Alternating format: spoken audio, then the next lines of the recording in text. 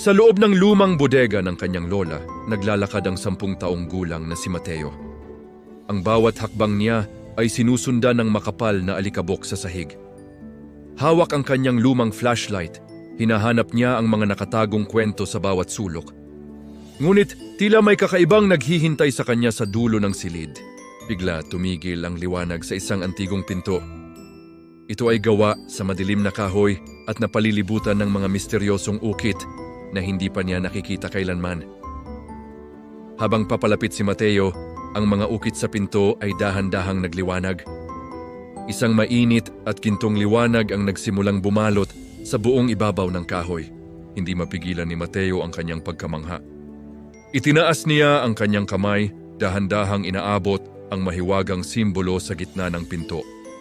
Sa isang iglap, bumukas ang pinto at isang nakasisilaw na asul na liwanag ang humigop sa kanya. Nawala ang bodega at napalitan ng isang kakaibang mundo. Nang idilat ni Mateo ang kanyang mga mata, natagpuan niya ang sarili sa isang lugar kung saan ang mga isla ay lumulutang sa gitna ng makulay na langit. Dito, ang mga ulap ay hindi lamang hangin. May mga nilalang na gawa sa makukulay na usok na naglalaro sa paligid. Tila binabati ang bagong dating, ngunit alam ni Mateo na kailangan niyang makauwi. Sa bawat isla, may mga puzzle na kailangang lutasin upang mabuksan ang tulay patungo sa susunod na yugto. Ginamit niya ang kanyang talino upang pagdugtungin ang mga bituin sa langit at ang mga simbolo sa lupa. Unti-unti nabubuo ang daan sa kanyang harapan. Dumaan siya sa mga kagubatang may mga punong kumakanta at mga batis na umaagos pa itaas. Ang bawat hakbang ay puno ng panganib at kagandahan. Sa kanyang paglalakbay, nakatagpo siya ng isang malaking maze na gawa sa mga buhay na halaman. Kailangan niyang magtiwala sa kanyang pakiramdam. Maraming beses siyang naligaw, ngunit hindi siya sumuko. Ang bawat maling liko ay nagtuturo sa kanya ng pasensya at iba yung pagmamasid sa paligid. Narating niya ang pinakamataas na isla kung saan ang langit ay nagdidilim. Dito niya naramdaman ang pinakamalaking hamon sa kanyang katapangan.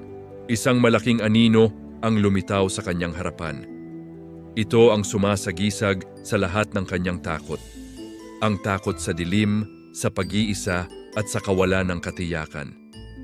Nanginginig ang kanyang mga kamay habang hawak ang flashlight. Ang anino ay tila lumalaki habang lalong natatakot ang batang si Mateo. Ngunit naalala niya ang bilin ng kanyang lola. Ang liwanag ay hindi nawawala. Ito ay kailangan lang hanapin sa gitna ng pinakamalalim na kadiliman. Hinarap ni Mateo ang anino ng may determinasyon.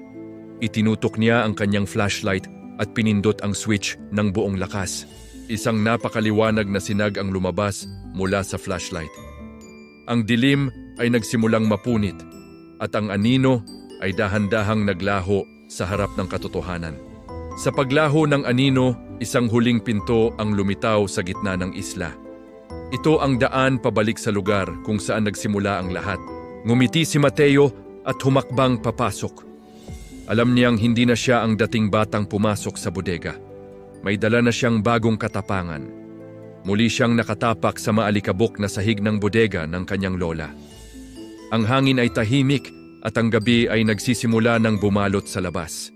Lumingon siya, ngunit ang mahiwagang pinto ay dahan-dahang naglalaho, na parang usok sa hangin hanggang sa wala na itong iniwan kundi pader.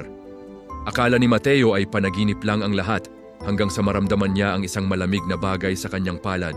Doon ay nakita niya ang isang gintong susi kumikinang sa ilalim ng buwan. Isang alaala ng kanyang pakikipagsapalaran sa mahiwagang mundo. Itinago niya ang susi sa kanyang bulsa at lumabas ng bodega ng may ngiti. Alam ni Mateo na ang tunay na mahika ay nasa loob ng bawat isa sa atin. At dito nagtatapos ang kwento ni Mateo, ang batang hindi natakot sa dilim at natuklasan ang liwanag ng kanyang sariling katapangan.